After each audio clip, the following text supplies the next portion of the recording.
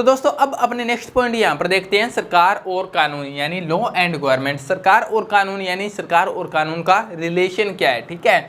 तो सरकार, आपने देखा सरकार क्या होती है, कुछ लोगों का समूह, ठीक है। सरकार क्या करती है, कानून बनाती है, ठीक है। सरकार क्या करती है, कानून बनाती है और उसे क्या करती है, लागू करती है, ठीक है। अब लागू करती है और कानून मानने के लिए बाध्य भी कौन करती है, सरकार करती है। अब मान लो सरकार ने यहाँ पर कानून बना दिया, लागू कर दिया। अब अगर कोई पर्सन इसे नहीं मान रहा है तो सरकार के पास में ये अधिकार भी होता है कि उसको वो बाध्य करे। अगर कानून को नहीं मान रहा है तो उसको सजा देने का भी अधिकार किसके पास में है, सरकार के पास में।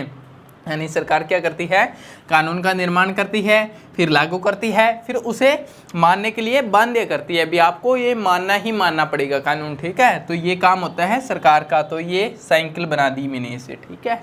यहाँ पर अब एग्जाम्पल के थ्रू आपको समझाते हैं। यहाँ पर जैसे गाड़ी चलाने के बाद लाइसेंस होना चाहिए। अब गाड़ी चलाने जो चलाने वाला है उसके पास में लाइसेंस होना चाहिए। उसके पास में अगर लाइसेंस नहीं होगा तो क्या वो गाड़ी नहीं चला सकता, चला सकता है। पर अगर लाइसेंस नहीं हुआ तो उसे सजा होगी, ठीक है। यहाँ पर सजा होगी, सजा उसको जुर्माना भी हो सकता है, मान लो उसको जुर्माना भी हो सकता है जितना निर्धारित किया सरकार ने, या फिर जेल भी हो सकती है, दोनों में से कोई चीज़ है। इसलिए लाइसेंस होना जरूरी है।